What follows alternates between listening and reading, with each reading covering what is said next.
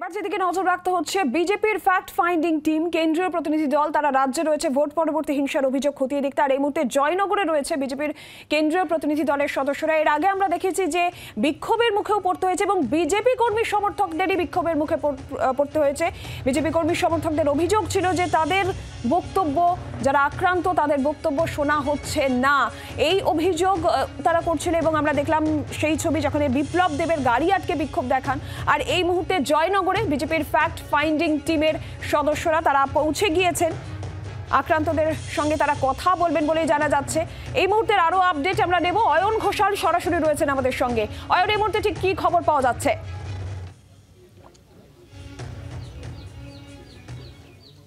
জয়নগর লোকসভা কেন্দ্রের বাসন্তী থানা এলাকার মসজিদবাটি গ্রাম, যেখানে এই মুহূর্তে কেন্দ্রীয় ফ্যাক্ট ফাইন্ডিং টিম তারা এসে পৌঁছেছেন।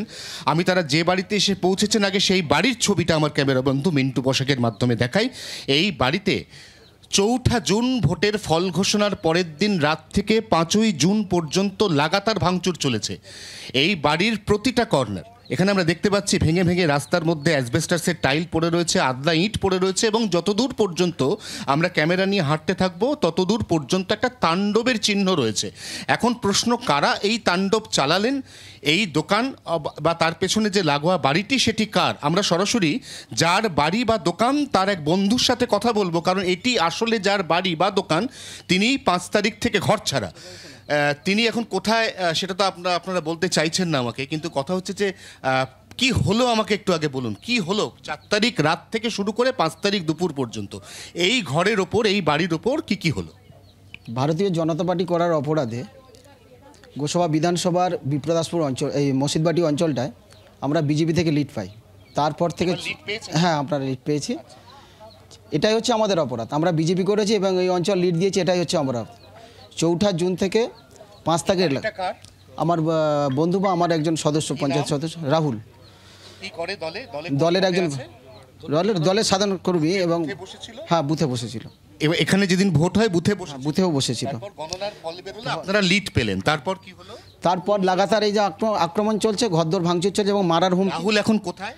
রাহুল একটা আমরা নির্দিষ্ট জায়গায় রেখেছি, একটা যোগাযোগ হয় সবসময় কন্টিনিউ যোগাযোগ। বাড়ি ফিরতে চাইছে না? বাড়ি ফিরতে চেয়েছিল এবং বাড়িতে তোলা হয়েছিল, কিন্তু এখানে যা পরিস্থিতি সেই রাত্রে আবার তাকে বেরিয়ে যেতে হয়েছিল আবার। আর আপনারাও তো বিজেপি করেন, আপনারা বাড়িতে আছেন না বাইরে আছেন? আমরা বাড়িতে দিনের বেলায় আছি, রাতের বেলা বাড়ি থাকতে পারছি। আপনারা প্রত্যেকে মানে এখানে যতজন আছেন আপনারা যারা বিজেপি করতেন তারা দিনে বাড়িতে থাকেন, রাতে কোথায়? রাতে অন্যত্র থাকেন রাতে। অত্যন্ত গুরুত্বপূর্ণ একটা অভিযোগ। দিদি রগ্নিমিত্রা পাল, ফ্যাক্ট ফাইন্ডিং কমিটির আরেকজন সদস্য, এরা দিনে বাড়িতে থাকে, রাতে অন্যত্র থাকে।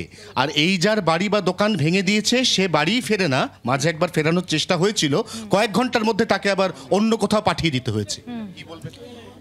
2021-এর পরে আমরা যেটা দেখেছি 2024-এ এক্স্যাক্টলি সেই হচ্ছে, সেই রেপুটেশন। প্রত্যেকটা বিজেপির কার্যকর্তা তারা বাড়িতে থাকতে পারছে না। এই তো দেখছেন দোকান চালিয়ে সংসার চলে, দোকানকে ভেঙে দিয়েছে, ভেতরে একটা ছোট্ট ফ্রিজ সেটাকেও ভেঙে দিয়েছে। মানে বেসিক্যালি যেটা তৃণমূল চিহ্ন তো আমরা দেখতে পাচ্ছি, সেটা হচ্ছে যে একটা পেটে লাথি মারা। रविशंकर प्रसाद কাছে আবারও প্রশ্ন থাকবে। रविशंकर जी, इस तरह से बेरहमी से इसका तोड़फोड़ दिखाइए ना, हमसे क्या पूछते हैं? पुलिस बात नहीं करती है, एससी महिला मंडल है, उसके चेहरे का डर देखिए। कितने आपके सवाल का जवाब दें हम? कहाँ है पुलिस ममता जी की? রীতিমতো ক্ষুব্ধ, রীতিমতো বিরক্ত ফ্যাক্ট ফাইন্ডিং টিম। আবারও দেখাতে যাবো সেই বাড়ির ছবি, রাহুল মন্ডল। একদম এই মুহূর্তে জয়নগরে, অয়ন নজর রাখো, এই মুহূর্তে জয়নগরে বিজেপির ফ্যাক্ট ফাইন্ডিং টিম আক্রান্ত, বিজেপির যারা আক্রান্ত যে অভিযোগ সেই সমস্তই অভিযোগ খতিয়ে দেখতে ফ্যাক্ট ফাইন্ডিং টিমের সদস্যরা জয়নগরে এই মুহূর্তে রয়েছেন। অবশ্যই নজর থাকবে এইদিকেও। বাংলার আওয়াজ, বাঙালির আবেগ, জি 24 ঘন্টা।